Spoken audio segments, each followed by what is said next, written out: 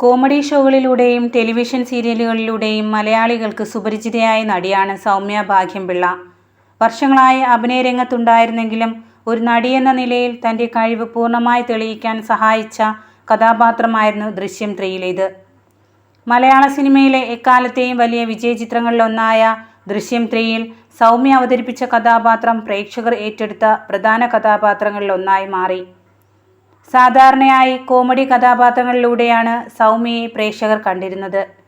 എന്നാൽ ഈ ചിത്രത്തിൽ അതിൽ നിന്ന് തികച്ചും വ്യത്യസ്തമായ, കഥയുടെ ഗതിയെ സ്വാധീനിക്കുന്ന ശക്തമായ കഥാപാത്രത്തെയാണ് അവർ അവതരിപ്പിച്ചത്.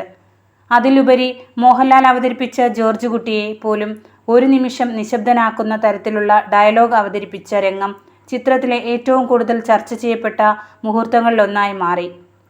ആ ഒറ്റ രംഗം തന്നെ സൗമ്യ എന്ന നടിയുടെ അഭിനയ മികവിനെ കുറിച്ച് പ്രേക്ഷകരെ വീണ്ടും സംസാരിപ്പിച്ചു.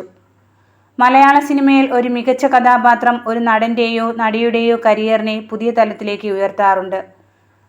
സൗമ്യ ഭാഗ്യംപിള്ളയെ സംബന്ധിച്ചിടത്തോളം അത്തരമൊരു വഴിത്തിരിവാണ് ദൃശ്യം 3. കോമഡി താരമെന്ന ഇമേജിൽ നിന്ന് ശക്തമായ സ്വഭാവ നടിയെന്ന നിലയിലേക്ക് ഉയരാൻ ഈ സിനിമ സൗമ്യയ്ക്ക് സഹായമായി.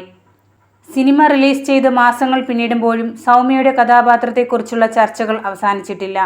നിരവധി പ്രേക്ഷകരും സിനിമാ പ്രേമികളും ഈ കഥാപാത്രത്തെ സൗമ്യയുടെ കരിയറിലെ ഏറ്റവും മികച്ച പ്രകടനങ്ങളിലൊന്നായി വിലയിരുത്തുകയാണ്.